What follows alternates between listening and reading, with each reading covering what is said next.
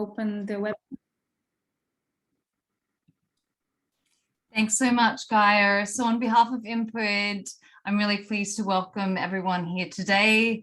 As many of you know, this webinar is part of a series of webinars where our aims are to increase the knowledge and awareness of global fund processes at national and global levels so that we can better use them and navigate them to the advantage of the community of people who use drugs.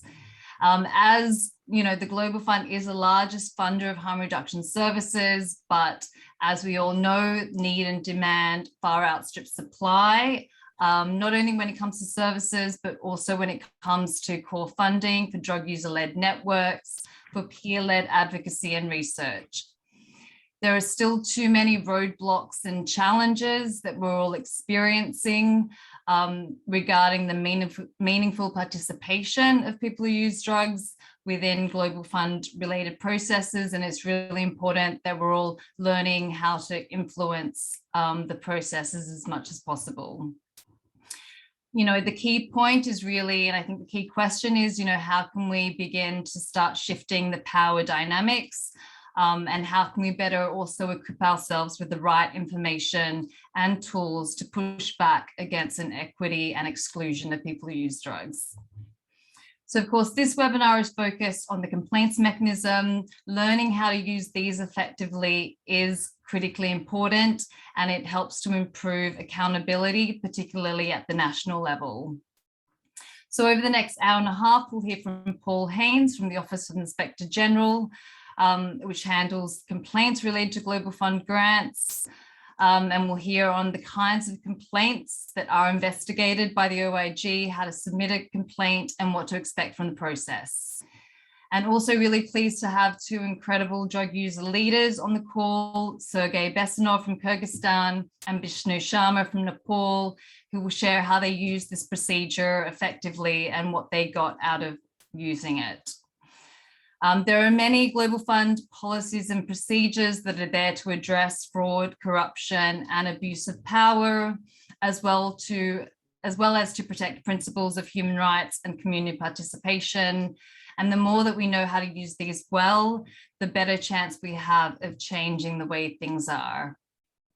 So finally, just really wanted to thank Guy for pulling this event together, and Jake and Kim for all their work on communications and logistics, and for the community speakers for sharing their expertise, and OIG for agreeing to present.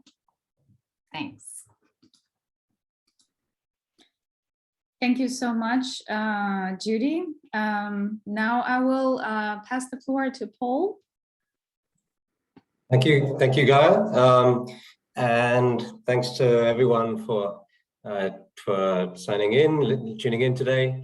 And obviously, thanks very much for the opportunity to present. So just to kind of give an idea of who I am, my name is Paul Haynes. I'm one of the investigations managers at the Office of the Inspector General at the Global Fund. And so I'll give a few more details about the kind of things we investigate and the information that we might you might usefully share with us, and you know what we will then do with that information. So I believe should be able to see the presentation now. So yeah, Paul Haynes, investigations manager. So in terms of you know what is the purpose of the I Speak Out Now campaign? We call the I Speak Out Now campaign really to encourage, basically to encourage reports to us at the Office of the Inspector General. I'm on the investigation side, which I'll go into some of the issues that we investigate in due course. And we also have within the OIG, as we call it, the audit function, which obviously pretty much as the name implies, goes out and audits audits the programs, the projects, and ensures that hopefully the programmatic goals are being met, the appropriate processes and procedures in place, with risk mitigation measures in place. Really, everything is working as hoped, as planned. On the investigation side, our role is to ensure ultimately that the money that the Global Fund gives is used for the purposes intended. Obviously, and we'll go into some of these, in many ways in which the funds can be misused or abused, and our goal really is to ensure that that doesn't happen. And therefore, we carry out investigations into allegations that the funds have one way or another been misused. And I'll detail in a few minutes the prohibited practices, so the kind of offenses, for want of a better word, to put it, I guess, in the kind of criminal term, although we don't do criminal investigations, the offenses that we can investigate. You might well imagine we can't investigate everything. We don't have a remit to investigate everything. For one thing, it has to be obviously related to global fund money. And for the second, it has to be one of the offenses that I'll outline to you in a minute. So the I Speak Out Now campaign, basically promoting the complaints mechanism. It's one thing to have a complaints mechanism, but obviously it's another to ensure that people know that it exists and they know that they can use it, and they know the types of occasions in which they can use it. And also, I guess, to outline a little bit that the kind of things we don't do, the investigations we don't carry out, things we're not responsible for, because otherwise it obviously can lead to disappointment, frustration. There may be other people who can look into a particular issue that doesn't fall within the remit of the OIG, but just to kind of give some clarity about those aspects, I think would be helpful. So as you can see, we've had some success with the I Speak Out Now campaign in terms of the number of complaints that are coming in, but it's obviously a challenge to reach all of our potential beneficiaries all around the world. So that's why we have this this campaign, and to try and kind of raise awareness as to, say, how to report, what to report. Thank you. If we can have the next slide, please, go.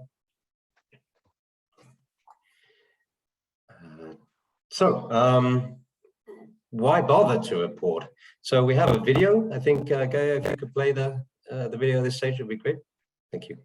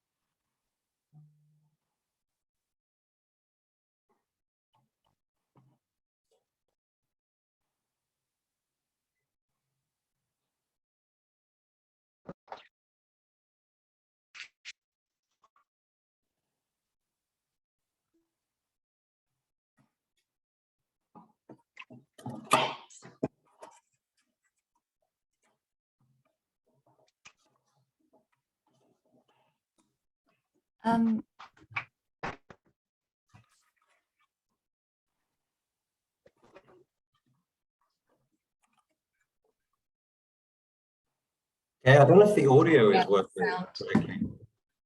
Yeah, I was just going to say, I don't think I can hear anything. Gaia.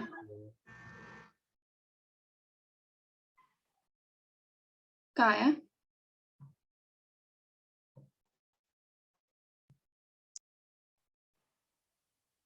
Excuse me? The audio's not working. There we go. Okay. Apologies. Could you just restart it? Yeah. Okay. Is it working now? Can you hear me? I can hear you. Oh, we can hear. Yeah, we can hear you. There was just a second where the video sound was working, but now not. All right. Well, anyway, you will get all the slides and the link to this video after, so we can then proceed with the presentation from Paul. Yeah, Okay. we can still figure out what does it mean because the picture shows. Yeah. Thank you. It's a test. There we go. No, sorry about that. So ultimately, the point of reporting and the point of investigating, as I mentioned, is to see that the funds are used for the purposes intended. And there are a number of offenses, so to say, the things that we investigate, and they're listed here: coercion, collusion, corruption, fraud, human rights violations, and product issues. So to give a little bit of a sense of what each of these consist of, so coercion, I guess pretty much the name speaks for itself, but forcing somebody to do something. So it may be forcing a particular bidder, maybe forcing a particular recipient, beneficiary, basically forcing someone to do something that is basically prohibited or not allowed in the normal scheme of things. Collusion, now typically that might be companies working together, such as a cartel, in order to raise prices or fix a kind of bid rigging as a big rigging type scheme. But also it could be collusion between individuals, between an official and a supplier, in order to basically, again, carry out something with an untoward purpose that basically abuses or misuses the money. Corruption, again, pretty self-explanatory. So basically an untoward demand for money. And again, that could be from a bidder, could be from a beneficiary in order to receive something they would otherwise be entitled to. Basically a demand for an untoward, a corrupt payment. Fraud, again, covers kind of multitude of sins here, but typically it might be inflating invoices, inflating the number of people who attended a training, inflating an invoice for a hotel stay, fraudulently claiming that a particular product contains a certain ingredient when in fact it does not. And again, that would be covered also by product issues. So do they, are the things that the Global Fund is funding, do they basically have within them, and do they do what they say on the tin? So if we're claiming the particular drugs contain certain ingredients and the manufacturer has messed around with it, maybe to put in a cheaper ingredient in order to make more money, then obviously that's something that we would investigate, and usually will involve a fraud as well. Human rights violations, ensuring that everyone has equal access to treatment. So basically, ensuring that what the Global Fund projects and products, everything is fair, equal access. There's no discrimination. There's no publication of personal information. So really, again, ensuring that human rights are respected within the Global Fund projects. Could we have the next slide, please, go? So what does OIG do with the information that's sent to us? Well, first of all, it's important to know that the information is kept confidential. Our processes are confidential. We respect the fact that people are sometimes taking a risk, putting themselves out on a limb in order to contact us. And that's why we keep that information confidential. And also we need to respect the integrity of the investigative process. We don't want, we can't afford to have information leak out in the middle of an investigation, or perhaps damage reputations or unfairly before the investigation has been completed.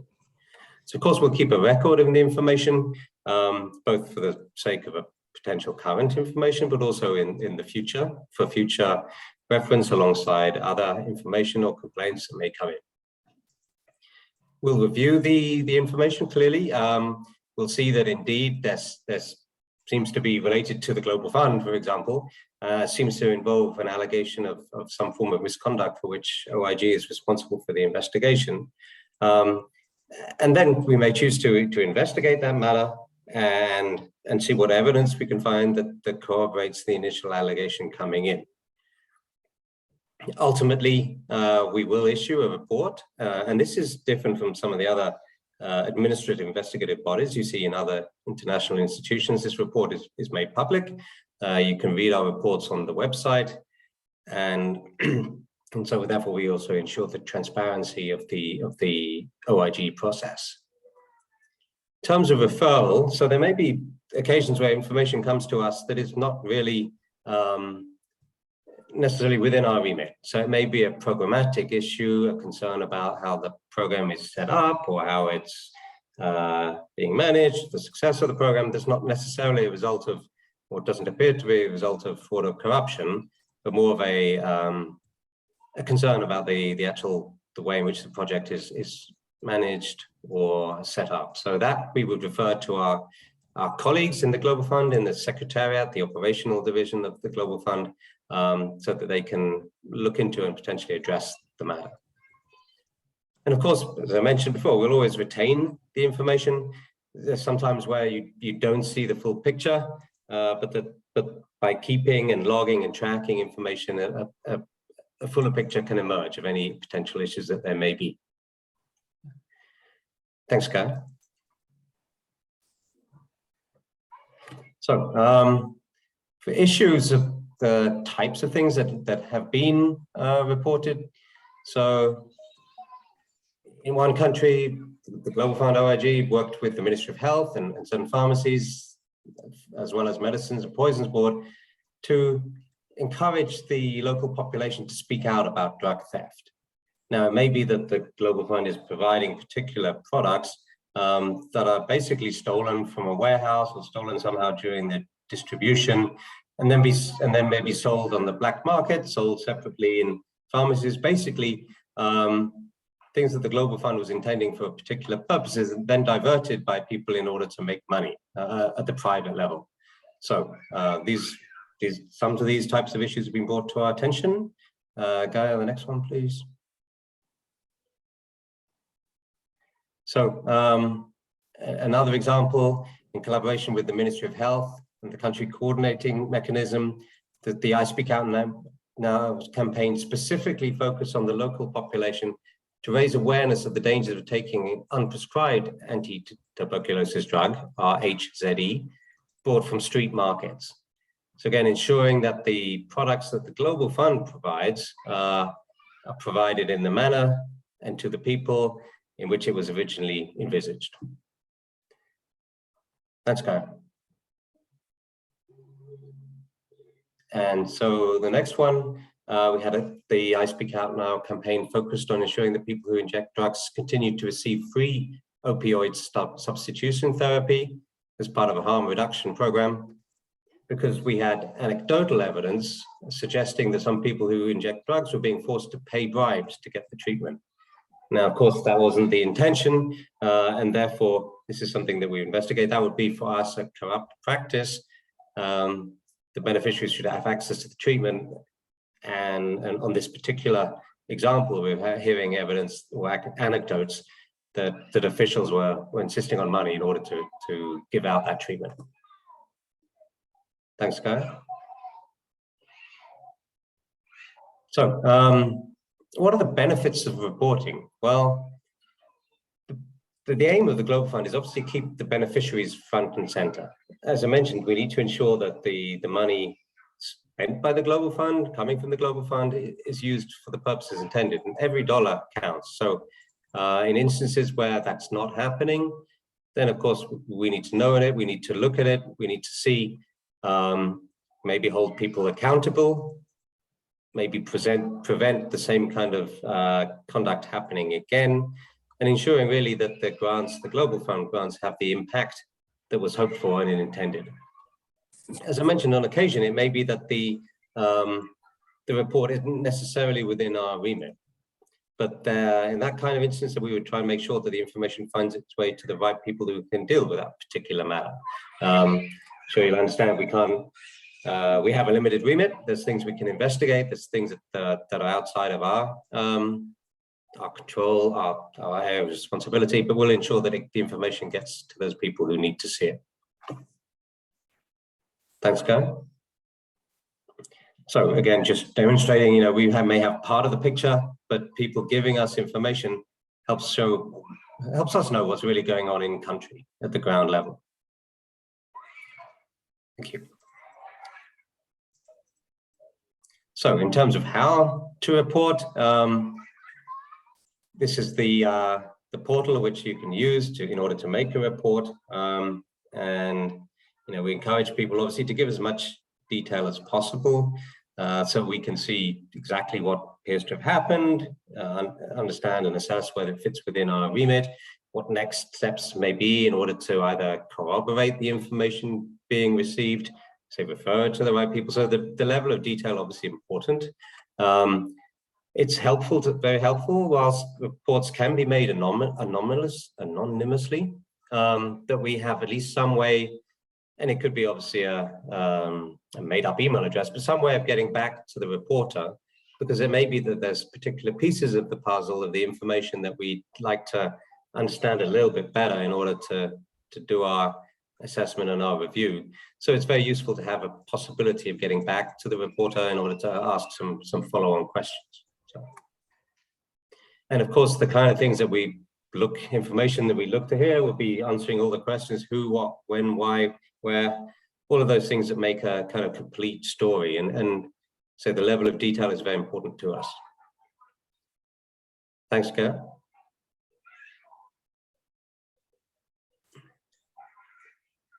So over to you. Thank you.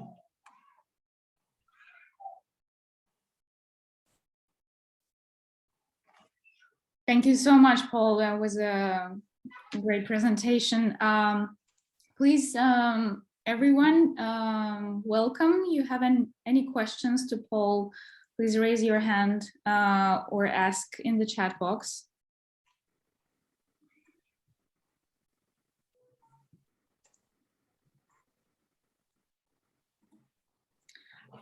I see actually one question from Vishnu now in the chat.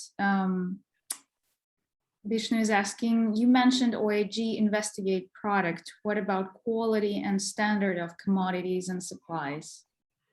Certainly, if there's an indication that the commodities or something that we have paid for is basically not what it claims to be. So that would be obviously for us, maybe potentially a fraudulent misrepresentation if there's a certain quality standard that is claimed to have been met, but in fact the product is below standard. Then that's certainly something we might look at. It's hard to say obviously the specifics of a particular case. It would certainly be, if it was brought to our attention, certainly one of the first things we would be doing is discussing with the relevant country team and say, look, there's this particular potential problem. We need to ensure the standard. There may be then a need for some kind of testing to ensure that the standard is met. And I say, depending on the particular circumstance, it may be that we do indeed investigate from the perspective of, has there been misconduct here? Has there been a misrepresentation? Perhaps a bribe was paid in order to ensure the acceptance of substandard product. Perhaps there was collusion between an official and a supplier in order to get that product through. Maybe there was a fraudulent WHO certificate that's saying that, yes, this product met tests A, B, and C. In fact, they were never underwent that testing and wouldn't have met that standard. So absolutely, there's issues there that we would definitely investigate, and obviously issues that we would discuss with our operational counterparts to ensure that the project team is aware of this potential issue and that obviously would require some attention. Thanks.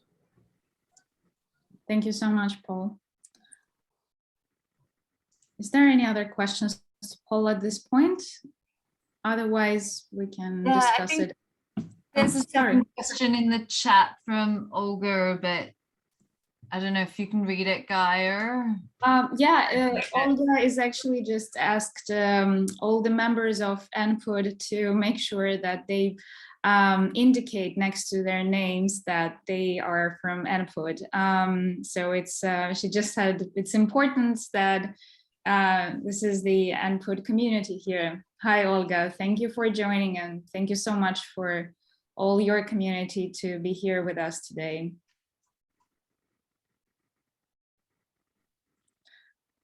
Great. Thank you so much. Then I will turn to Sergey Bessonov, and Sergey will speak in Russian, but all the slides will be in English. So you will be able to hear the translation in your language, in English and French, if you need that. Sergey, please. Привет всем. Да, меня зовут Сергей Бессонов. Я представляю Ассоциацию «Сеть снижения вреда» в Кыргызстане. Я извиняюсь, что не успел к имени прибавить INPUD, потому как настройки моего телефона могли бы меня отвлечь. Я, когда закончу свою речь, я сделаю это.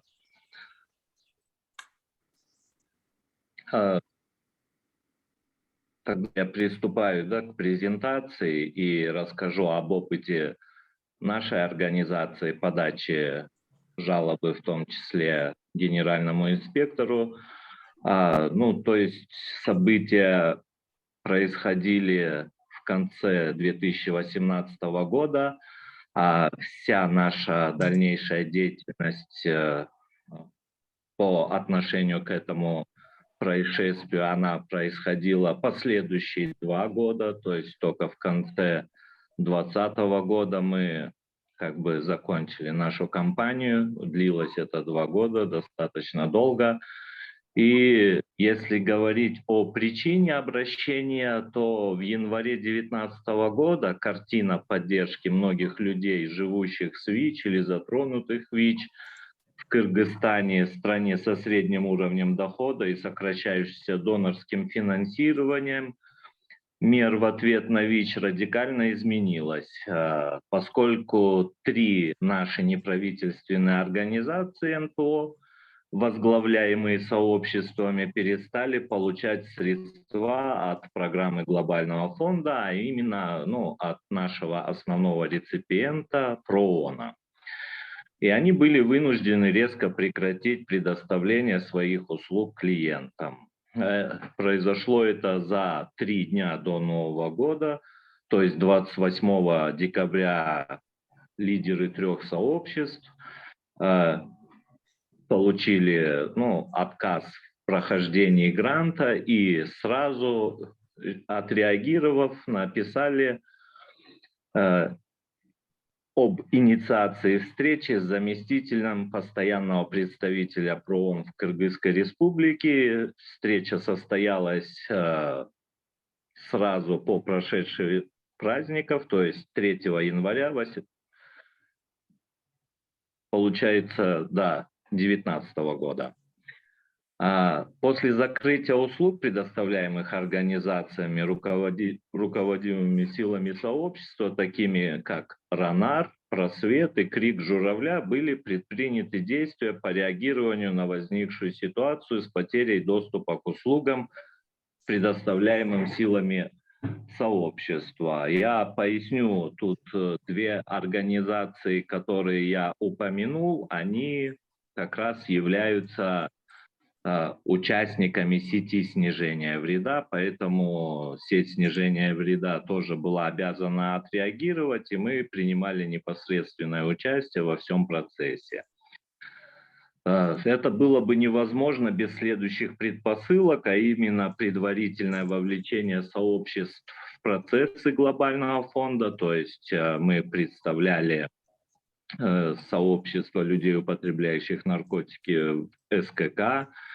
На это повлияли наши прочные связи с другими общинами, потому что это сообщество секс-работниц подключилось к этому процессу, сообщество людей, живущих с ВИЧ, подключились к этому процессу. Плюс наличие региональных сетей и глобальных сетей однозначно повлияло тоже на тот процесс и тот результат, который мы получили. А это фонд CRG сыграл решающую роль в реализации последующих действий. То есть нами было составлено и подано, то есть апелляционное, так назовем, письмо, которое мы отправили и на CRG, и на портфолио менеджера, вы видите, и Александрина, и Эд Новскин, все были в копии. Наша организация опубликовали открытое письмо с описанием ситуации, вызвавшей интерес региональных и глобальных участников этого процесса, поддерживающих важность той роли, которую выполняют организации, возглавляемые сообществами в контексте национальных ответных мер на ВИЧ-ситуацию. INPUD провел консультации с местными сообществами относительно подачи апелляционного обращения как к местному агенту фонда, программы Глобального фонда в Кыргызстане, который представлен Управлением Организации Объединенных Наций по обслуживанию проектов, и также к управлению генерального инспектора.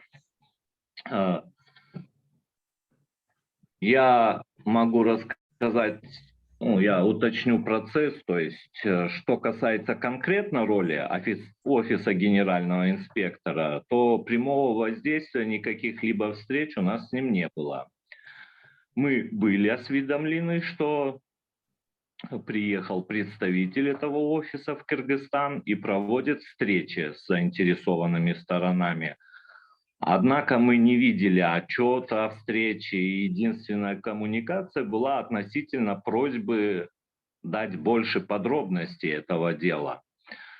В ответ нами было составлено письмо с фактами, которые мы считали, что напрямую нарушают те вещи, о которых и говорил вот представитель офиса генерального инспектора. Мы перечислили эти факты, они были несколько, мы их описали, то есть все, что можно, мы сделали и отправили. Но нас опять попросили предоставить более значимые факты, но все, что мы могли получить, это были собраны фотографии, там, продажи шприцев, контакты организаций, готовых скупать это в большом объеме. По-прежнему было этих фактов недостаточно, требовалось предоставить неопровержимые доказательства дела, которых мы тогда не смогли дать по одной простой причине, что неопровержимые доказательства требовали более серьезных технических средств, которыми мы просто не обладали. Это отступление по офису генинспектора. Дальше я продолжу тогда по презентации. И чтобы провести расследование в отношении того, насколько действия, которые привели к закрытию общинных услуг и соответствовали правилам глобального фонда. То есть наше обращение было направлено на эту цель. INPUD также посоветовал нашим организациям обратиться к менеджеру, к портфолио менеджеру глобального фонда. Он подтвердил, что предпринятые действия соответствовали правилам глобального фонда, несмотря на то, что было установлено, что характер предпринятых действий соответствовал процедурам. Сторонники, выступающие за более активное участие сообщества, осознавали необходимость проведения дальнейших расследований и решительных действий. Евразийская сеть людей, употребляющих наркотики, совместно с INPUD подняла вопрос на уровне стратегической консультативной группы ООН по ВИЧ и употреблению наркотиков, в которую входят представители сообществ, государств-членов, агентств ООН и Глобального фонда. В связи с тем, что данный вопрос был поднят для обсуждения, представители INPUD связались с группой CRG Глобального фонда и составили план совместных действий, направленных как на подготовку отчета о ситуации, происходящей на местах, так и для разработки такого плана адвокационных мероприятий для определения мер срочного реагирования на ситуацию, таких как экстренная финансовая поддержка, чтобы заполнить пробел в сфере предоставления услуг. То есть на тот момент, скажем, организация «Просвет», она являлась ключевой организацией сообщества, которые предоставляли услуги людям, живущим в СВИЧ. У них в том числе был шелтер, у них была куча людей, которых пришлось буквально за несколько дней перевести, закрыть помещение, и это было проблемой. Также были проблемы и в отношении группы людей, употребляющих наркотики, потому что Ронар на тот момент обслуживал половину потребителей в городе Бишкек. Город Бишкек – это столица Кыргызстана. Где-то есть посторонний звук, наверное, он мешает. Please mute yourself. Become. जी ma'am Complaining to officer.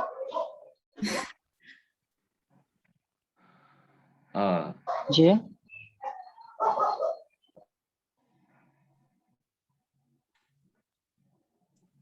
Я продолжу, да? Вроде бы решена да. проблема.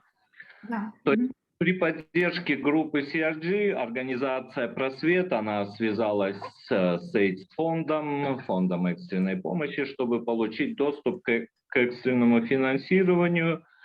А группа CRG также предоставила INPUD возможность выделить средства из гранта на стратегические инициативы для дальнейшего расследования дела. Программа PITCH по линии прогресса также оказала финансовую поддержку в подготовке данного отчета.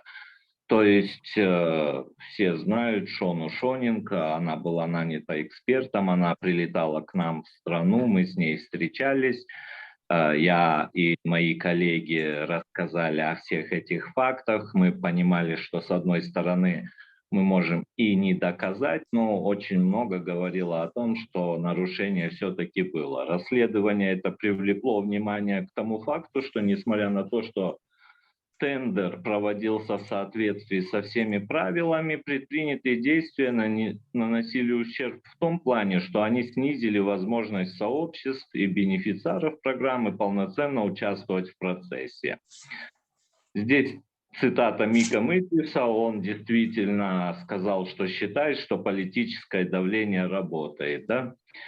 Далее по плану ожидалось сокращение количества НПО, то есть результат вот еще этих расследований, вы все понимаете, в разрезе сокращения финансирования поэтапно происходит оно, и НПО у нас на разных этапах по-разному к этому относились. Иногда нам самим предлагали 30% снизить в своих организациях, но вот у нас в плане было сокращение в том числе и неправительственных организаций с 15 до 9, но так как процесс пошел и мы много об этом говорили, то в сентябре 2019 года в ответ на последствия, возникшие в связи с прекращением услуг, оказываемых организациями, руководимыми силами сообщества, ПРООН выступил с предложением не сокращать количество НПО, предоставляющих услуги, и наш СКК с этим согласился. Кроме того, ПРООН привлек команду РОНАРов в процесс проведения оценки качества услуг по снижению вреда, что стало важным шагом вперед, позволившим не потерять уникальные знания и опыт нашей организации, наработанной группой из представителей сообщества, которая осуществляла свою деятельность на протяжении более 20 лет и вносила свой вклад в ответные мероприятия на эпидемию. И несмотря на сокращение донорских средств, РОНАР смог продолжить предоставление своих услуг. В большей части это было благодаря тому, что в свое время, ЭФЮ, который заходил с большим проектом, и мы смогли им обосновать, что аренда на 5 лет, она в принципе равна тому, что мы можем купить помещение, на что тогда ЭФЮ согласилась, и мы купили это помещение, оно до сих пор находится на балансе организации, до сих пор организация продолжает свою деятельность, и это было значимо.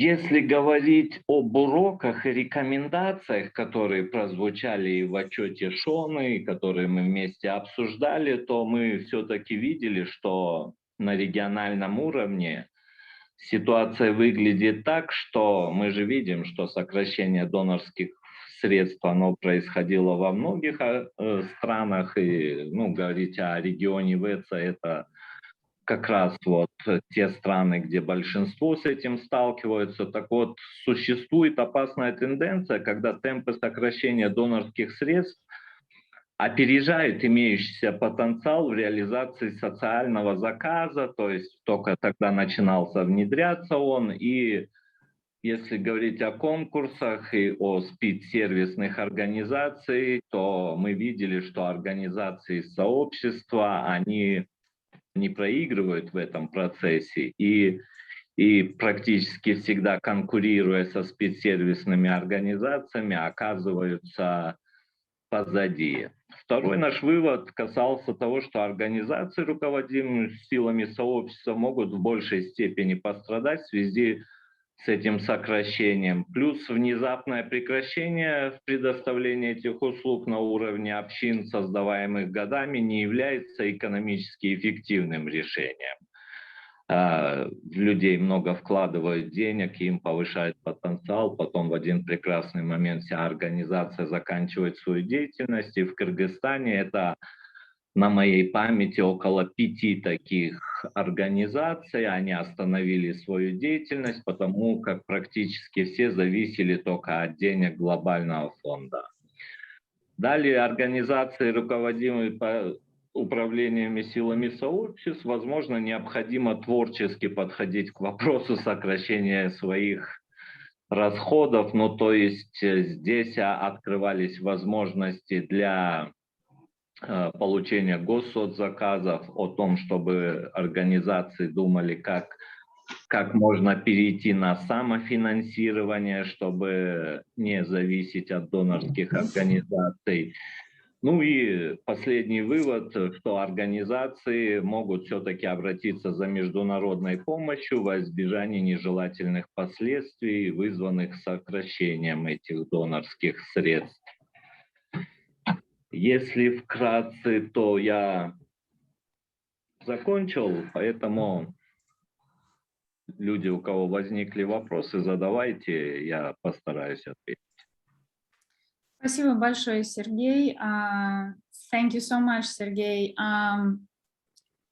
Please, if anyone has questions, you're welcome to ask them. Now to Sergey, you can ask this in English or Russian, and then we can help with translation.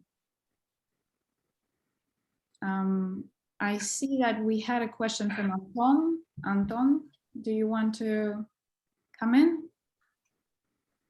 You mean Basenko? No, I don't have a question. Okay. No, it was, yeah, the question is responded by Olga. I was, sorry. Yeah, hi everyone, it's Anton Basenko. Yeah, I would just miss the point about whether these facts of selling the syringes, it was a fact like registered or fixed about these 3 organizations, or these 3 organizations were complained about the facts which were registered regarding other organizations. But now it's clear, Olga responded. Yeah. Okay. So just, Yeah, I'm okay. glad. Thanks so much, Антон. Сергей, мы, да, прояснили уже момент. Антон задал вопрос касательно, вот в чате, если ты видишь, то есть эти 3 организации вас обвинили, что была продажа шприцов, или вы как организация проинформировали OIG о том, что где-то идет продажа. Ну, мы, да, уже вот Оля пояснила этот момент в чате. Хорошо. Если не требуется пояснений, хотя я могу сказать, да. I see a question from Olga. Oля, can you can unmute yourself? Да, спасибо. Сереж, скажи, а потом я, хорошо? Если касаемо вопроса, то да, эти три организации, они в принципе, ну, в течение года начали поднимать вопросы о том, что некоторые услуги не соответствуют, да, их пора пересматривать. Большое количество шприцев и изделий медицинского назначения, они просто продаются и продаются открыто, в том числе на центральном рынке Бишкека. Были сделаны фотографии, было много как бы доказательств того, что мы выезжали и спрашивали людей, а купите, а почем купите? И люди отвечали, что мы купим машинами, мы купим много, то есть это было поставлено на рельсы. А к концу года, когда проходил следующий тендер и через которых людей, ну, мы через местный ПРООН пытались изменить ситуацию, мы вдруг этот тендер не прошли, и мы были отлучены от денег. И, то есть, ну, мы понимали, что та ситуация, при которой мы хотим как бы изменить вещи, она же и явилась для нас потом тем, что мы просто перестали получать эти гранты. Спасибо, Сереж. Можно я так только переведу, потому что у нас переводчик еще на французском, она переводит только с английского на французский. So just a quick recap for the French-speaking people also to be able to understand. So just Sergey explained the situation that happened, and so that actually there was that needles and syringes were being sold illegally on the market of Bishkek, and they took the photos and tried to, you know, make sure that this is registered, and then they were also trying to get support and clarify this, like through the UNDP, but however they did not pass the tender, so the situation did not change and remained unsolved. Olga, do you want to add something as well? Ольга, ты будешь добавлять что-то, да, по этому вопросу? Да, спасибо. Добрый день. Сереж, скажи, пожалуйста, как ты видишь, какие предпосылки, ну, то есть какие причины? Это же продажа уже следствия, да, то, что вот так вот организации берут ресурсы и используют их нецелевым образом. А что предшествует таким вещам в стране и там рядом с странами? В нашем случае ситуация предшествующая, это было изменение наркосцены. К тому времени, ну, традиционные наркотики инъекционные, как героин, которого было много, который был дешевый и доступный, он начал исчезать с рынка. А на смену начали приходить соли, дизайнерские наркотики. И мы говорили о том, что ситуация меняется и надо изменить подходы. На мой взгляд, люди сидят в зоне комфорта, им не надо менять эти подходы, потому как вот вчера мы только обсуждали, и представители Евровоза, которые были в нашем офисе, они задавали вопрос. 2005 год, оценочное количество людей, употребляющих инъекционные наркотики в Кыргызстане 25 тысяч. И оценочное число последнего дозорного эпиднадзора – это 25 500. То есть оценки говорят о том, что ситуация 2005 и 2019 года, когда проведен последний эпиднадзор, они идентичны, да, даже 500 человек больше. А мы точно знаем, что за это время ситуация несколько раз поменялась коренным образом, и количество этих людей стало намного меньше. То есть попросту я понимал, что даже если и аутричам говорить раздавать, они не смогут раздавать, потому что этих людей не стало. Ситуация изменилась. Она требовала изменения подходов. Но кем-то поставленный рынок, бизнес, схемы, они устраивали, и легче было, ну, получается, убрать те организации, которые говорили об этом, чтобы спокойно продолжать. И на данный момент, 22 год, и мы все время продолжаем ту же схему.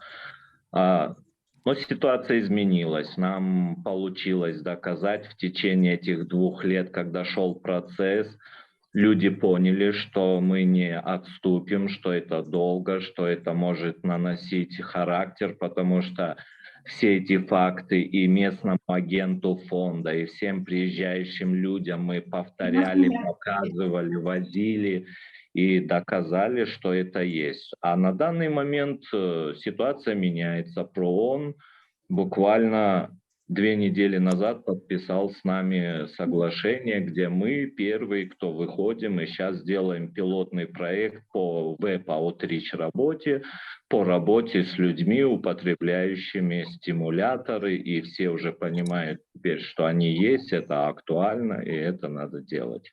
Спасибо, Сергей. Да, у нас просто мало времени, я тогда быстро переведу. I'll try to translate quickly what Sergey just mentioned. So Olga asked Sergey what the reasons and prerequisites were for this situation to happen, for this illegal drugs to be, illegal needles and syringes to be sold illegally. And basically what Sergey said is that the drug scene has drastically changed. So the previous drug that was common on the market has disappeared, and then it was substituted by salts and other types of drugs. So Sergey said that people, in fact, so he was suggesting that we need to change the approach, and but in fact, the approach did not change because people are used to sit in the comfort zone and not really adapt to the changing drug scene. There were also the meeting that happened recently by the European representative of WHO recently, which Sergey attended, and they were saying that the epidemiological numbers, the estimates of people who inject drugs in the country in 2005 was 25,000, and in 2019 the number was 25,500. So officially the number have not changed, but in fact, as Sergey says, of course, the number drastically changed, and he is trying to work hard to change these approaches and not let this go. And so the work is continuing, and also with the help of UNDP.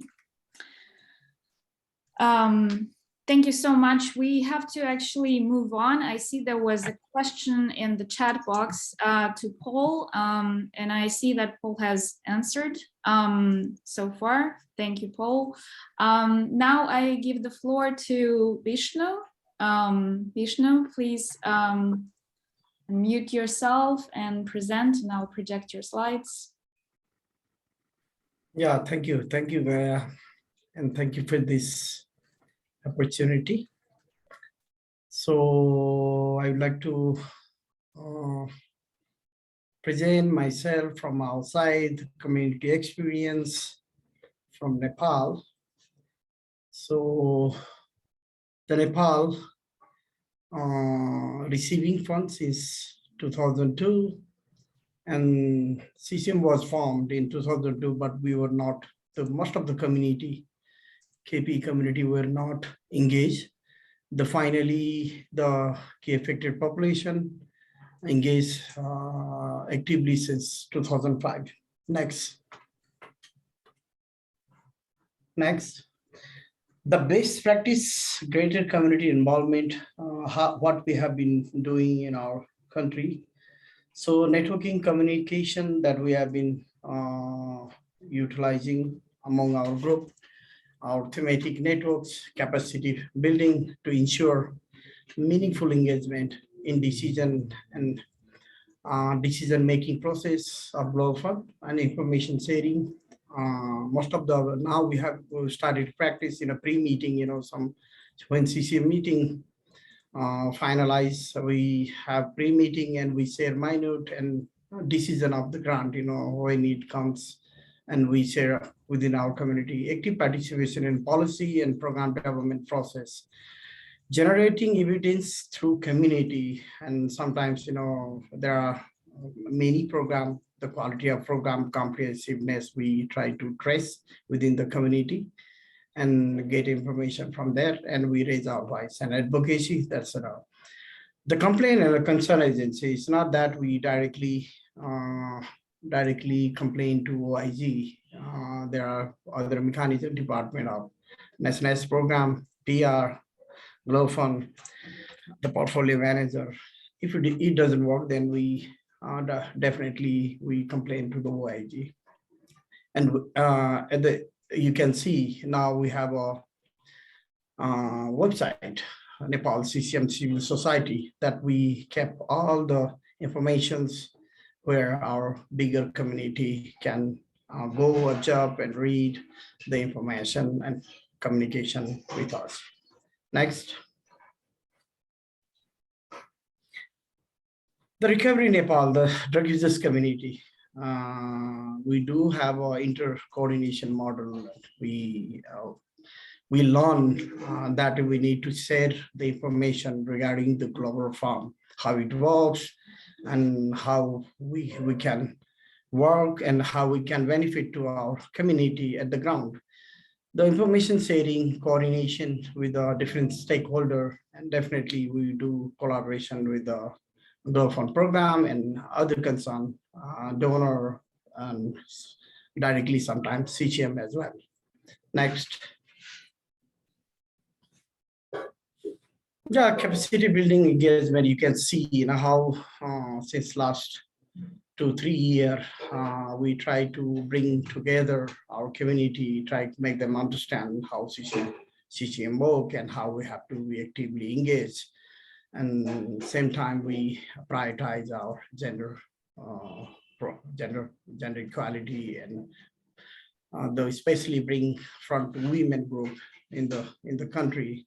And thanks to INPUD, INPUD given a platform for the women who use drugs in Nepal for 2-3 years. So it was a active advocacy for them. They were asking for the service gap.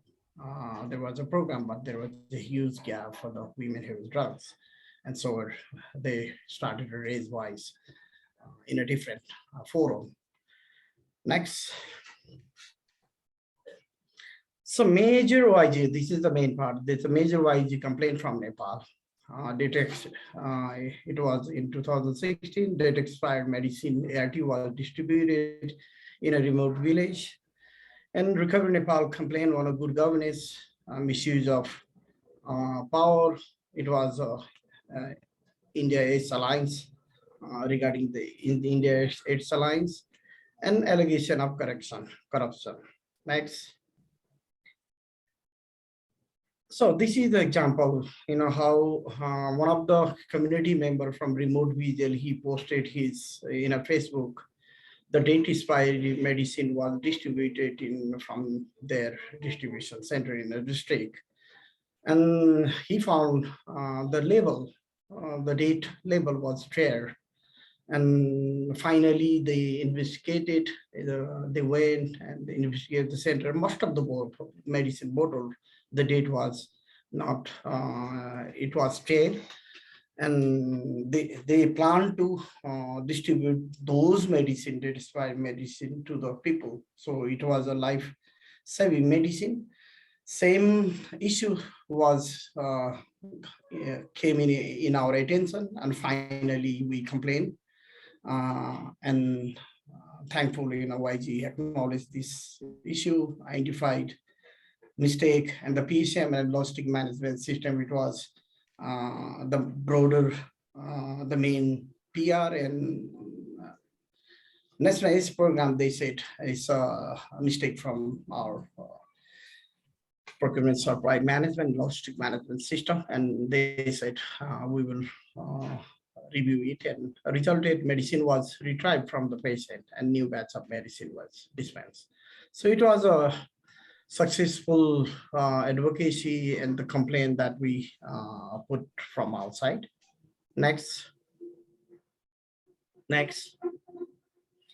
So another issue, the allegation of corruption. I think next allegation of back. Yeah, this is a complaint from it was a broad decision from the one of the regional Grow Fund partners. Even when I reached to office, I received email. There was some the higher labor position working for the Grow Fund regional grant. He is no more with us. So he was terminated from his post, and new person was given to him. And we try to identify, for myself, I try to reach many people in India within the organization. They said nobody was ready to speak out. So finally we said it was not properly decision was made.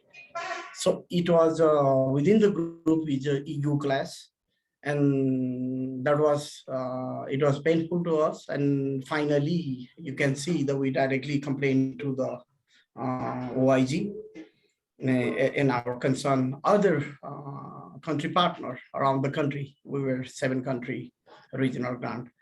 Finally, OIG acknowledged this campaign. LFA was actively engaged in the investigation. Result was found. This position was reinstated, and successful advocacy for not only for the we people, we very much concerned about the people who work for us. So that was great achievement that we drug users community feel. Next. Allegation of corruption. The last, it is very tricky, and I can see the Tanzania presentation, the difficulties they face, It's not similar, but same kind of, the allegation corruption issues was raised within the country, within the PR. It was neglected, and we communicated with the portfolio manager. Try to reach us. You cannot blame us if you don't have evidence. Finally, our community, they said this is the evidence, 3.1 million. It is misuse, and it is misuse of power. Being a CCM member, being a SCOM member, how the same people sit for the criteria setting process and SR selection criteria setting process, and the same person apply for the fund, and same person received the huge fund, and there are many other community they were not. So we said it's a conflict of interest. So this case is still not this OIG acknowledged this complaint, but due to the COVID, the global pandemic, and the OIG could not visit. We heard that OIG will visit in our country, and we will see the process, but nothing happened. Sometimes, we feel very bad about it. We community sometimes, we fight within our program management system, and sometimes we feel the person who directly communicates feel betrayed, sometimes isolated from others community. This kind of experience that we have been facing. Still, this case is pending. It's a very big concern still. So maybe I hope next month, Global Fund team, they are visiting Nepal after a long time. So we will see, and definitely we'll bring this into the table. Let's see how it works. Next.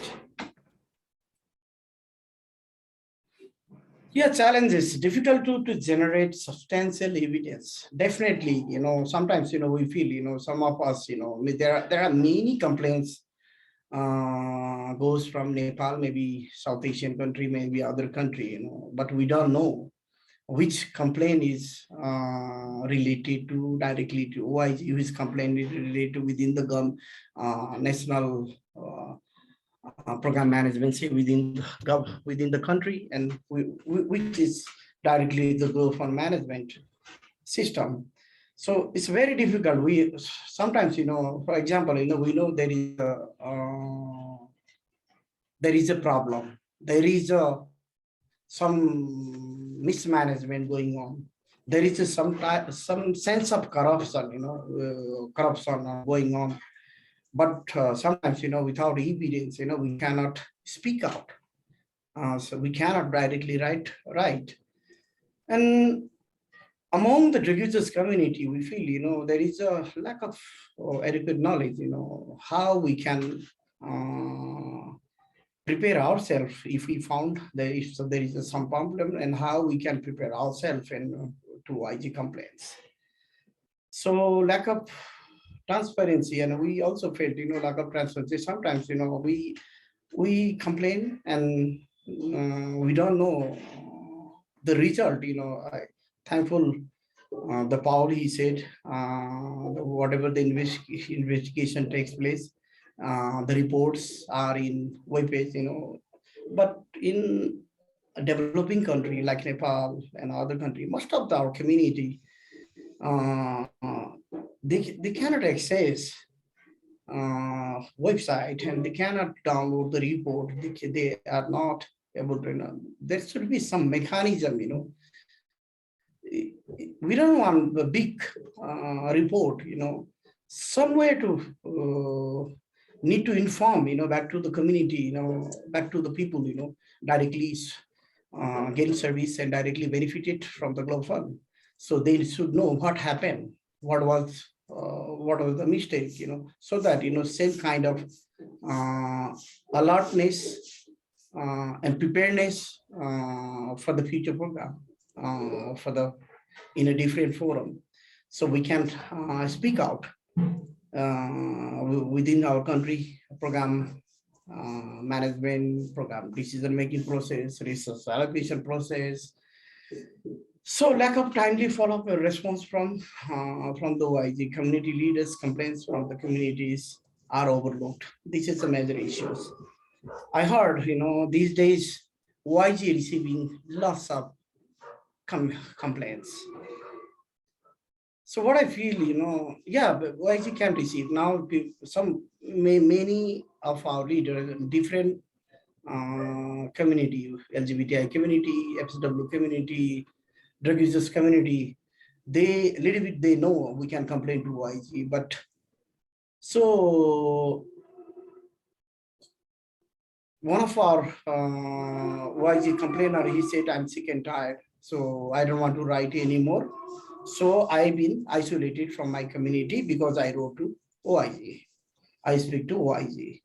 So this kind of situation may face when we started complaining, because he was also part of the community and he felt things is not happening correctly. It should not be like that.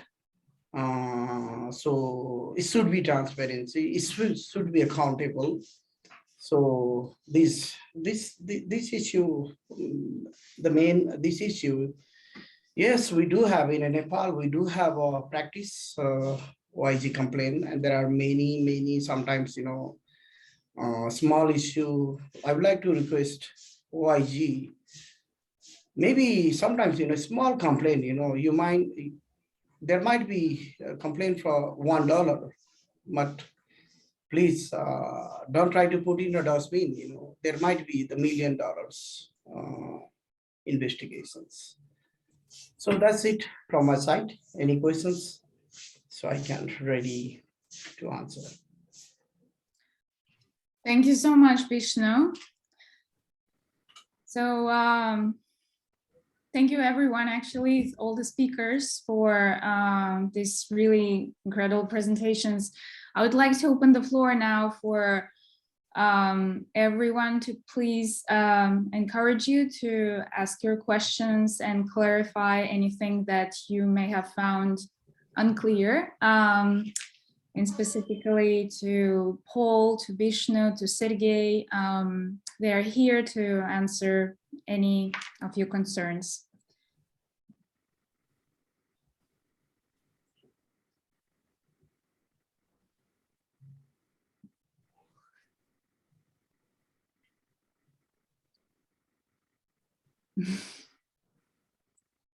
I think everything is clear. Yeah. Нет. Yeah, please go ahead. Who's asking? Actually, my question may not be much relevant with the topic, but I think it is a drug issue. That's why I am just raising my question. That is, I am Chongsun Poireng from Manipur, from the northeastern part of India. So here in my place, most parts of the hill ranges were cleared, and the poppy plantation as a cash crops which produces large quantity of drugs is largely going on. So since the plantation is illegal and the production is illegal, and the consumption with the large quantity of production, drugs is available easily everywhere, and the consumption of drugs among youths, women is becoming growing more and more day by day. So in these cases, what type of intervention or on how can we take into an account? I want the suggestion from the organizers or the speakers. Thank you. Thank you so much. I believe maybe this question is if Paul wants to address it. Yeah, I don't think that's necessarily in our area of responsibility, if I understood the question correctly, sorry, but I'd like to say, as I did mention beforehand, though, if something is brought to our attention that isn't in our area of responsibility, it's not that we'll destroy it or whatever, we'll certainly refer it to the correct area within the global fund. So I'm happy to either receive an email. I think you might be distributing emails email addresses after this. I'm happy to receive an email and try and ensure that it gets to the correct location within the global fund. Assuming if I heard correctly, it didn't seem like it would be an investigation matter per se. And I think that I would want to kind of reiterate a couple of things as well. One, again, beyond the website, we do have contact by email or telephone, and we try and kind of get that message out there as well. And as I put in the chat, the complaint process is a confidential one, and the complainant's identity is protected. So I think that's important to get across. Sure. And finally, as I mentioned just now, we would anything that comes our way, we would try and ensure gets to the right party, assuming obviously it's related to the global fund. Okay, thank you so much, and I will be happy to get the emails and the contacts that I can put give and some inputs at my level. Thank you. Appreciate that. Okay. Thank you. Yeah, I just want to echo Gaia in encouraging people to ask any questions. Sometimes we do get questions to INPUD just asking what's eligible for OIG or the complaint procedures. So, feel free to kind of ask that question here. And also, of course, just any questions about the process as well, or how to, start the complaint, submitting to the complaint mechanism. And you can also put it in the chat also, of course. Можно вопрос задать? Sure, yes, конечно, да, вы можете задать. Отлично. Только... у меня был опыт подачи жалобы в глобальный фонд в 2017 году. И, в общем-то, мне непонятно вообще, как проводилось это расследование. Мне непонятно, почему во время процесса расследования не привлекались и не изучались документы, которые я предоставляла.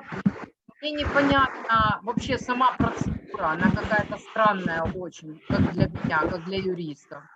И еще я хотела бы задать такой вопрос. В общем-то, действительно, хотелось бы более прозрачно и понятно, как проходит процесс этот, что учитывается, и все-таки почему не привлекается вот сторона, которая жалуется, у нее не запрашиваются никакие документы, и с ней не проводятся никакие переговоры. Кроме того, мне еще было известно, ну это все касается Украины, мне также известно, например, вот такая ситуация, когда сообщество дружественно людей, употребляющих наркотики, также жаловалось в глобальный фонд, тоже приехала комиссия, тоже посовещалась, на нее представителей, которые жаловались, не пригласили. Какое было решение, что было вообще дальше, то есть тоже какая-то тайна, покрытая мраком. Почему это все происходит как-то вот, ну, где-то очень удаленное от сообщества, то, которое жалуется, в общем-то, на определенные нарушения. И еще есть еще один вопрос. Успеваете перевести? I just need to clarify whether people who were on the Russian English channel could hear the translation right now, or shall I go ahead and translate now? Russian and English Нет, translation is слышно. working, so I think if И еще последний вопрос. Почему, например, вот, ну, сейчас у нас война, и это, в общем-то, по большому счету, ну, актуально тоже, как и прежде. Почему одни организации, вот то, что говорил Сергей, просто дискредитируются, и они прекращают работу, хотя, по идее, такие организации, которые являются, ну, в общем-то, уже видимые, значимые, их, ну, то есть им не дают возможности работать. Почему только одни организации финансируются представителями основных реципиентов, причем тех, которые они выбирают. И не важно, что у них были нарушения перед этим. Потом через год им дают просто опять проекты. А кому-то за 3 копейки вообще, ну то есть за какие-то несерьезные или серьезные нарушения, неважно. То есть вообще лишают возможности работать на Украине. И вот для меня это вот далеко непонятно, потому что если сообщество и все делается для сообщества, то у всех должны быть равные права абсолютно. И каждый из нас, ну, каждый представитель НПО должен иметь право работать на равных правах, и иметь равные права, и голос, и иметь право защиты. Поскольку, ну, в общем-то, это сейчас не предмет, ну как, это предмет разговора, но детально было бы отлично, если говорить на эту тему, то пошагово с документами разбирать каждый кейс. И вот тогда будет очень понятно и интересно, почему происходит, например, травля в стране определенных людей или активистов, которые, например, выступают против основных реципиентов в стране. И еще вопрос про госфинансирование.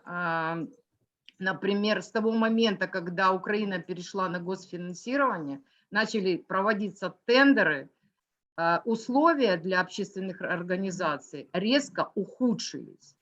Мы, например, подавали в FU International проект для того, чтобы провести исследование. Нам, в общем-то, отказали, ну, наверное, посчитали ненужным. Но мы поднимали вопрос о том, что доступ к правосудию не просто ограничен, а он просто невозможен, поскольку изменилась процедура обжалования тендеров. И процент, если раньше был процент за подачу в антимонопольный комитет, был всего 5000 гривен, то есть это не очень большая сумма, но для НПО, которая не коммерческие организации, это тоже сумма, ее надо найти. А сейчас это процент от суммы тендера.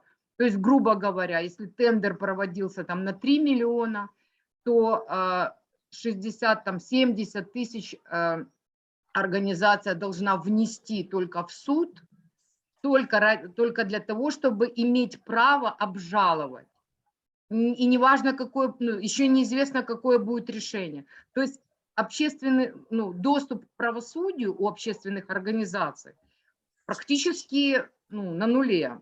Плюс создана такая ситуация, когда выходят на тендер две организации, и они вынуждены понижать цену и работать вообще за копейки. Но это, конечно, очень выгодно государству, поскольку такая вот процедура, которая дискредитирует вообще и нивелирует работу организаций, поскольку они работают ниже за деньги, которые ниже установленного прожиточного минимума. В общем-то, делают вид, что это никто не видит. И думаю, еще очень большая проблема для общественных организаций, я думаю, во всем регионе ВЕЦа, о том, что у нас есть дискредитация, то есть вообще даже не дискредитация, а скорее, в общем-то, неравные права для организаций и государственных учреждений. К примеру, в ВИЧ-СПИДе, если работают государственные служащие, врачи, нянечка, неважно кто, любые, кто находится в трудовых отношениях с госучреждениями, они получают льготы, они получают там 60% надбавки в спеццентре. А наши ребята, которые работают с той же категорией граждан, с теми же людьми, они в поле работают и находят ребят, которые, в общем-то, ВИЧ-позитивные, доводят их до ума и ставят их на учет. У них нет никаких льгот, абсолютно. Из личного опыта в 2017 году была ситуация в общественной организации, когда девочка, соцработник, заболела туберкулезом. И поскольку она работала не в трудовых отношениях, а работала по договору гражданско-правовому, поскольку она не могла работать и не могла выполнять услуги определенные, она лишилась работы. Она осталась с 3 маленькими детьми, больная туберкулезом. Мы этот вопрос поднимали, когда приезжал портфолио-менеджер, который был до теперешнего портфолио-менеджера. Была куча людей с Украины, я прекрасно помню. И никто вообще, портфолио-менеджер развел руками. Я считаю, что это очень важная проблема, которая существует во всех странах, поскольку социальные работники, все, кто работают в поле, все, кто работают в этой сфере, должны иметь равные права. И я думаю, что адвокация должна быть направлена в том числе на вот этот вот момент, где люди должны получать достойную зарплату и иметь те же права, что и госчиновники или госслужащие. Юля, спасибо большое.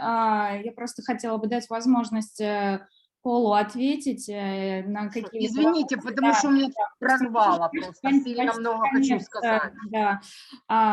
Paul, I think there were a number of maybe a few questions that were relevant for OIG, and I see that you have responded in the chat box that that's not a matter for OIG, but if there is Julia... Yeah, that was for a different question in the chat actually, but I think a lot of the obviously important points raised just now, some of them again would be more for other parts of the institution, quite frankly, but I was disappointed to hear at the beginning that perhaps something had been brought to the attention of OIG and that there had not been a response. Certainly that's not what should happen, in that there should be a response to every complaint that comes our way. It may be that we would ask if there's any further information. Obviously, we're not looking for the complainant to carry out an investigation. That's our job, but we may be seeking further information to try and understand what is the bottom of the issue. Is this something we need to investigate here, or is this a programmatic issue that we need to bring to the attention of our colleagues? So certainly there should be a response to every complaint, and I can only say that's not how it should be if there was not. So And on the, I mean, I would say at the individual level, certainly, as I mentioned, we would investigate human rights violations, and that would include obviously equal access for all people. So no discrimination in treatment. So, but again, I mean, it's difficult to talk about specifics, but there's any specifics, allegations or concerns, then I would definitely encourage them to be brought to OIG's attention. As I mentioned, there's the link in the PowerPoint that's going to be sent around, including the hotline telephone number. I think my email address is going to be sent around, so I can certainly give you my word that I will make sure that either OIG responds or it gets passed on to the correct party, in which case obviously we would let the person know as well that that's how we will address the matter. Thank you. Paul, can I ask one question? Since sure. Today we are trying to learn about OIG complaint process. So you clearly mentioned that the OIG complaint can be done and it will be confidential, and the OIG initiated its own agenda, speak out, people should speak, if something happening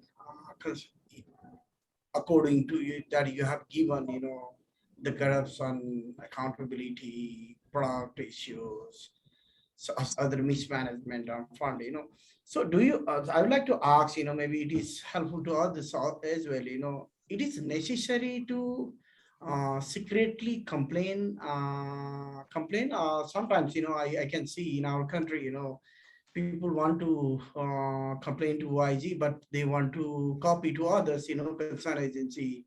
It's like head of its program and portfolio managers, PRs, everything, sometimes, people want to make a loud voice. So what do you think, it should be, does it work if we complain secretly with the evidence, whatever the evidence they have, or they can speak loudly? What do you think? No, that's a good question. I hope you can hear me, so I'm just checking I'm unmuted.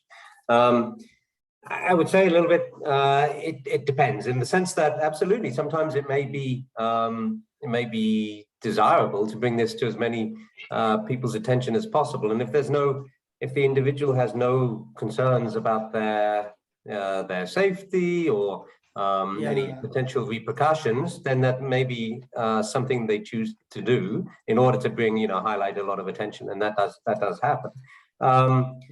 Obviously, there are times where even if when complaining loudly and broadly, one doesn't mention the name, sometimes the information given may enable people to kind of guess or try to guess or reverse engineer who gave that information. So that's one thing I would suggest is worth bearing in mind.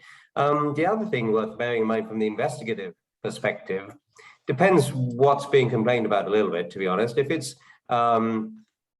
drugs are being sold on the black market that seem to be from the Global Fund and should be, and should only be available through, these particular clinics, then that's information I don't think necessarily matters from the investigative perspective. That is in the public domain, and obviously it's still something we would investigate. If it's an allegation about corruption, for example, and it gives the person, particularly the official, obviously the opportunity to cover their tracks, or to be forewarned that someone is complaining, there may be an investigation against them, they better hide all the evidence as soon as possible. Then obviously that's something that I preferably would not be broadcast too widely, just because it may not necessarily have an impact on the individual, but it may have an impact on the feasibility of carrying out an investigation if all the evidence is gone. Yeah. Thank you. No, thanks for the question. I appreciate it. Yeah, thanks, Paul. Because sometimes, I know there was OIG complaints, and sometimes, it's I don't know, the communication mismanagement from the Global Fund side as well. Right. Sometimes, we came to know we don't know who complaining in what issues. So finally, we come to know that through Global Fund management system, the OIG complaint has been made. This kind of secret and confidentiality not maintained within the global fund management system as well. Yeah, this is the experience that we had. Yeah. Okay, that's interesting to know.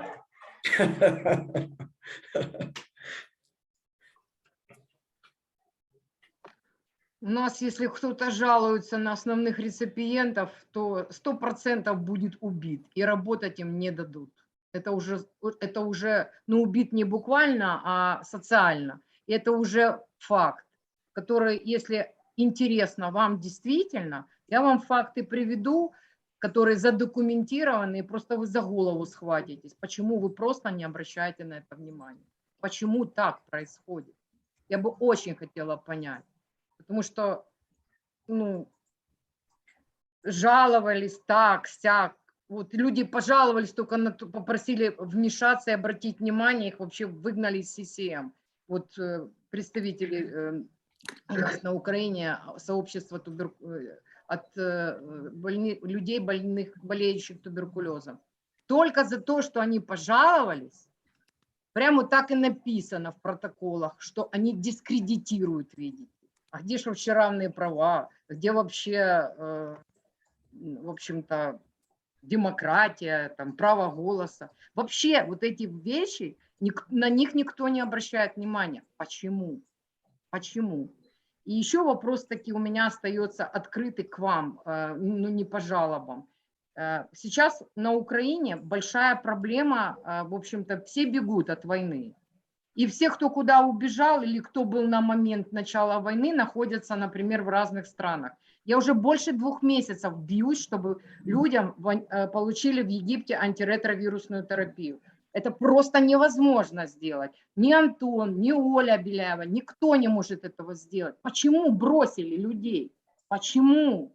Уважаемый глобальный фонд, пожалуйста, обратите внимание на нас. Я молчать не могу, потому что мы там и секс-работники есть, и представители людей, употребляющих наркотики, и ВИЧ-позитивные люди. Да что ж такое, а, товарищи? Что ж меня все время то в Африку, то в Азию посылают? Люди жить хотят. Пожалуйста, помогите нам. Там нужны программы, которые будут работать, где будет безопасное место для людей. У меня нет возможности сказать об этом так, чтобы вы услышали. Это единственная была возможность, чтобы вы меня услышали. Я вас очень прошу, пожалуйста, связаться со мной и начать работу. Обратите внимание, пожалуйста, нам нужна помощь. Просто СОС. Спасибо. Юля, спасибо большое. Я думаю, что все-таки давайте мы свяжемся на эту тему отдельно. Мне кажется, это не совсем в юрисдикции OIG данные вопросы. Но я думаю, что Пол вас услышал, вот, и мы обязательно решим этот вопрос, не беспокойтесь. Я понимаю, это очень серьезная проблема, очень важная сейчас. Просто у нас вот буквально, мы вышли за рамки времени, я хотела дать возможность кому-то еще задать вопрос. Please, like, we are running to a close, and if you have any further questions, please ask them now.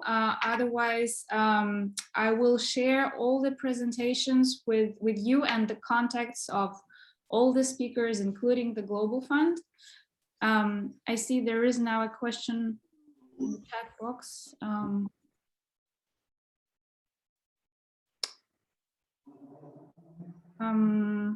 I see a raised hand from Sergey Krzyzewicz, INPUD. Сергей, пожалуйста, вам слово. Здравствуйте. Меня зовут Сергей Крыжевич, я представитель от Беларуси, пациент заместительной терапии, председатель общественной организации «Твой шанс» пациентов заместительной терапии и также член СКК. Я, честно говоря, вот сейчас слышал выступление Юли Дороховой. Я понимаю ее эмоции, понимаю ее переживания. У меня точно такие же эмоции. И я бы хотел все-таки задать вопрос и, наверное, заручиться какой-то поддержкой глобального фонда, потому что сейчас наша страна перешла на государственное финансирование программ заместительной терапии. И сейчас мы видим очень большие риски того, что, ну, может этого не произойти. Это в худшем случае. В лучшем случае у нас начнутся просто перебои сейчас из-за того, что процедура закупки препаратов очень длительная, и первый раз страна закупает за средства государственного бюджета препараты заместительной терапии. Вот. И я не прошу о том, чтобы как-то глобальный фонд влиял там или же как-то давил на нашу страну, на государство. Я бы очень хотел, чтобы глобальный фонд контролировал все процессы перехода с финансирования глобального фонда на государственный бюджет. Чтобы вот эти вот моменты и обязательства страны перед глобальным фондом были выполнены. Причем с такими вот условиями, чтобы не было вот этих вот переходов, не переходов, а перебоев с работой кабинетов заместительной терапии в стране у нас сейчас. Если нужны какие-то подробности, я готов связаться с офисом глобального фонда и немножко более подробнее рассказать о ситуации, которая сейчас у нас в стране происходит. Это очень такая насущная ситуация, и люди просто обеспокоены. У нас уже началась волна волнений, скажем, от пациентского сообщества. Пока что это только волнение, люди просто ждут помощи какой-то. Спасибо.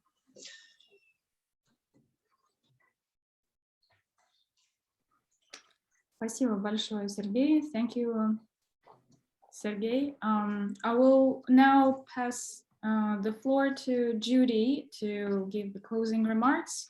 And thank you so much, everyone. We will absolutely make sure to respond to all your questions, and I will distribute all the materials and presentations after this, after the call is over. And thank you so much. Judy? Thank you, everybody, so much for joining. And, people raised a lot of important issues.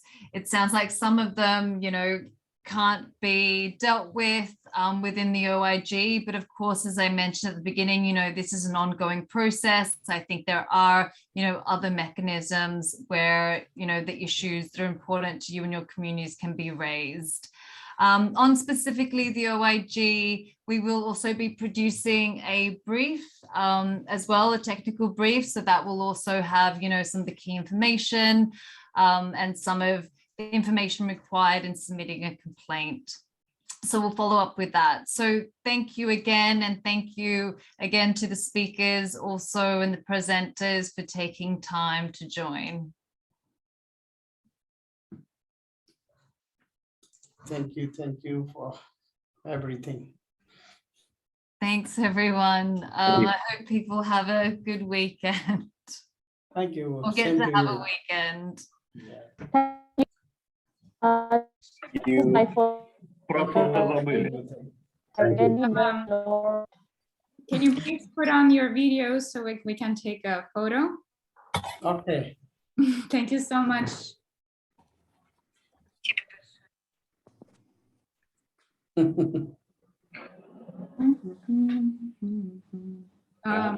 Is the photo taken? Sure who's doing it. Fake. All right, great. Thank you very much, everyone, for joining, and have a great weekend, and we'll be in touch and make sure that all your complaints are addressed. Thanks. Thank you all. Thanks, guys. Thank you. Bye-bye. Bye. Bye. Take care. Спасибо. Glory to Ukraine.